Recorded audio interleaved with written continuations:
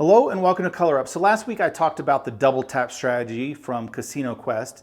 And while I really like that strategy, a lot of times you're at a choppy table where you don't see numbers repeat. And in the double tap, you have to see numbers repeat. Well, today's strategy, the cliffhanger strategy, you don't have to see numbers repeat in order to get your money back and get out of the hand. So let's go ahead and show you the cliffhanger.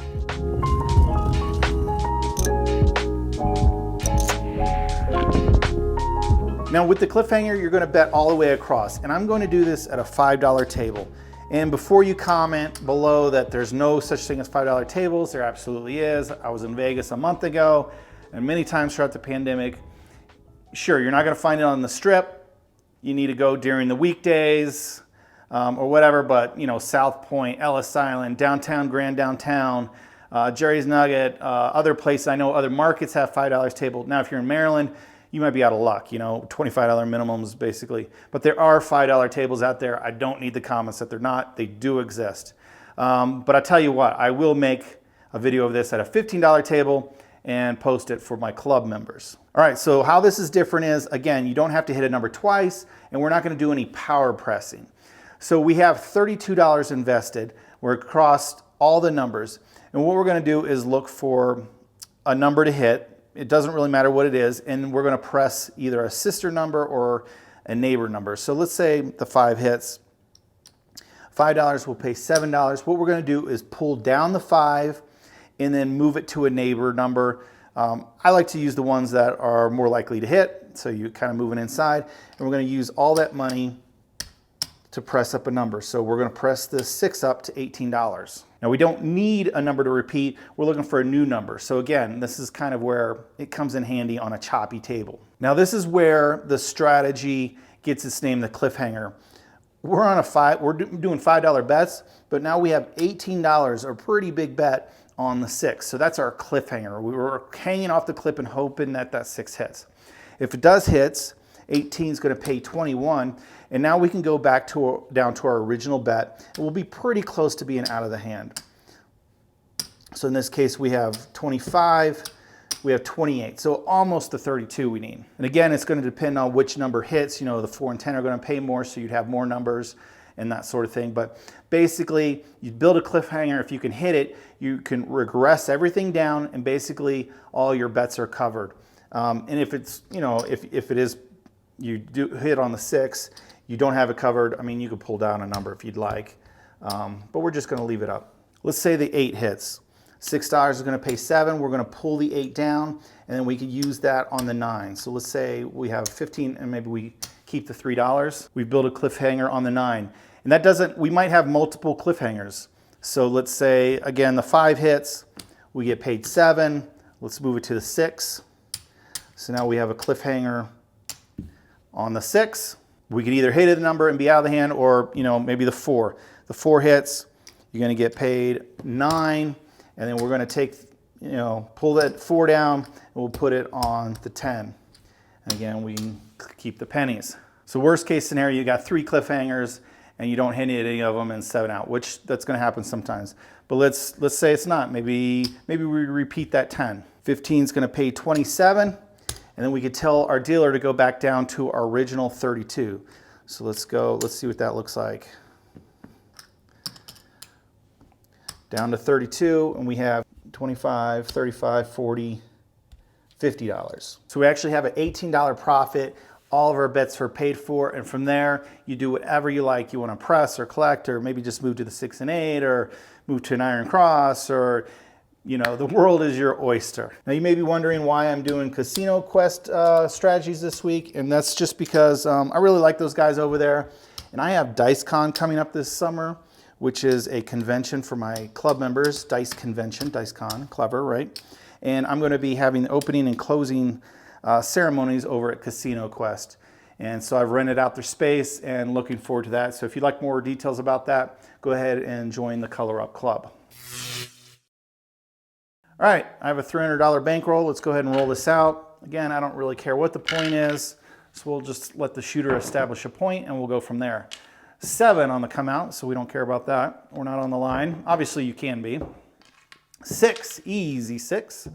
but this is primarily a place betting strategy. So we're out on the 6, so let's go ahead and throw in 25, 35 to the dealer and ask him to go 32 across, all right? So we'll take that, probably use the money you gave him. You get your $3 and change. And let's see what happens. Here we go. 6, our point hit. All right, $6 is gonna pay 7. Now we're gonna have the dealer pull our bet down, and you can go to a neighbor. I'm gonna go to the most commonly rolled neighbor, which would be the 8. So we'll make that an $18 8. And we'll actually just keep a penny there, and our puck's gonna come off. So we'll just wait for a new point to be established. 4, easy 4, point's gonna be 4. So now we have a cliffhanger on the 8. That's the number we really wanna see. 6, easy 6, and we missed it. Would have been worked great for the double tap, not so much for the cliffhanger. And 7, so we're gonna lose all of our investment this time. Short roll, it's all right. That's why you wanna have a bankroll to go through enough to carry you through plenty of shooters. All right, new shooter, second shooter. All right, here we go, coming out. 9 points, gonna be 9. And we'll go ahead, we have exact change, 20, 30, 32 to the dealer. We are set up and ready to go. Here we go. Shake and bake 8. 8 easy. All right, $6 is gonna pay 7. Let's tell the dealer to pull off my 8 and let's take the 6 to 18. So we'll get a little change there. We got our first cliffhanger. Again, there's no pressing or power pressing in this strategy. Oh, and another quick 7. And you're not having to see a number hit twice, but we're getting killed by these short rolls here. That's all right. Here we go. New shooter coming out. 9, point is 9. Is that the same? I don't remember if we are on the 9 or not. Let's go ahead and drop 32 to the dealer.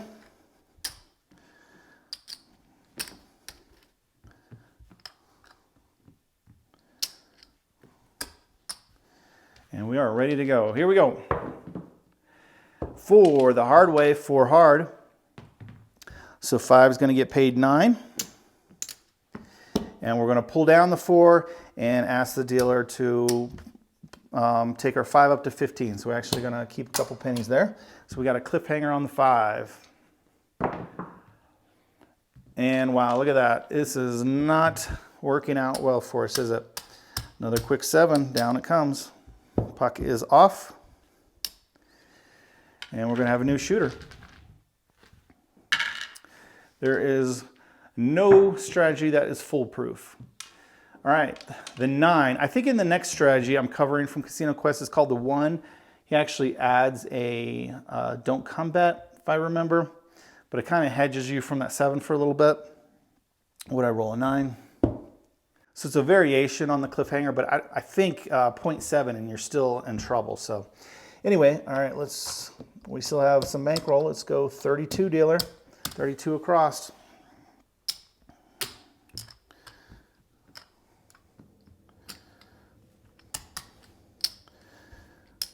All right, let's see if we can get out of this hole we've dug ourselves into. We've lost like 3 times, right? Should be like 90 bucks down, something like that.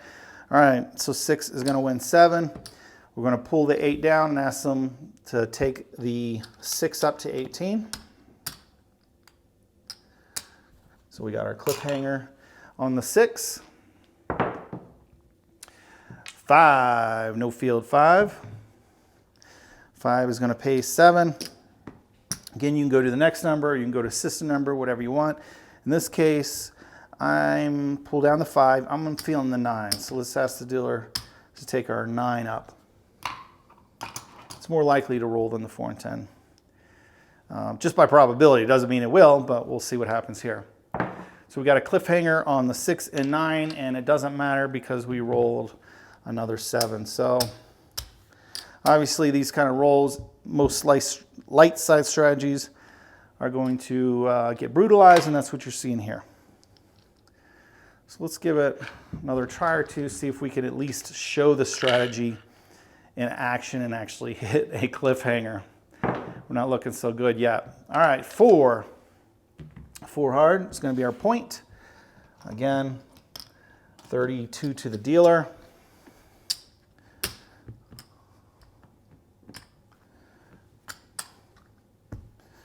And let's see if we can hit it. Here we go, coming out. Not coming out, but rolling. 6, 6 the hard way. 6 is gonna pay 7, and we'll go ahead and pull that number down and ask the dealer, give us an $18 8. You don't even have to know the math. That's why the power press or whatever, just say, pull down my 6 and use it all on the 8. Something like that.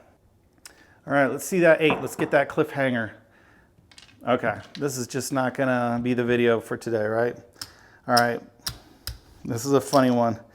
I guess I'll give it one more try. The video's going by pretty quick. I mean, if I get another quick one, maybe I'll do 2 more tries, but I might as well go through all my bankroll here. But good of example of how quickly you can go through a bankroll, no matter the strategy, how good it sounds. You just never know. The dice have to cooperate. All right, 32 cross. Remember, any strategy will work sometimes. No strategy will work all the time. All right, here we go. I don't know why I set that up. I don't think we're out on a point yet, but that's okay. Dice off the table. Maybe that'll bring us some luck. Here we go, still coming out. 12, craps, horn number. 10, 10 down there on the end is our new point.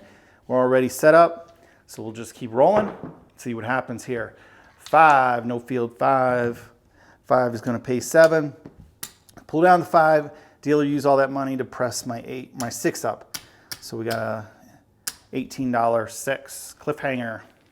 All right, like I said, another quick roll. All right, this is pretty funny. All right, new shooter. This is definitely gonna be the last time because what's the point of just watching 7s? This should let you know something about my videos. I do not re-roll strategies. They get one shot. And some of the strategies, I have great rolls. Some of the strategies are very poor rolls, like this one. And they don't get redos. So I don't make strategies try to look good or bad. I don't really care if they look good or bad. They are what they are. The dice always determine if your strategy is good or bad. All right, here we go. Ready to rumble. Dice off the table. Here we go. 5, no field 5. So that's gonna get paid 7. Dealer, take down my 5 and throw it all on the 6, all right? I could do that. $18 6, there's our cliffhanger. 9, center field 9. 5 is gonna pay 7. Again, dealer, take down my 9 and throw it all on the 8. So we got a cliffhanger on the 6 and the 8 now. 5, all right, we threw in the hole. 4, hard. So now we're gonna have multiple cliffhangers. 5 is gonna pay 9. Dealer, pull down my 4 and throw it on the 10. We're definitely not repeating numbers, but 5 or 6, 8, and 10 is what we're looking for. 9, threw in the hole again. By hole, I mean a number that we don't have covered. 4, easy, we're repeating numbers. Again, this time with these dice rolls, the double tap would have worked. Dice off the table, no roll, here we go. And of course, we'll end the video on a 7. All right, so that is, at least at the beginning, I showed you how the strategy works. I just couldn't show you here with the dice. And again, I'm gonna go ahead and do this right now at a $15 table limit for my club members. So I don't know, let me know what you think, if this has worked out for you. But however you like to play, good luck on coloring up.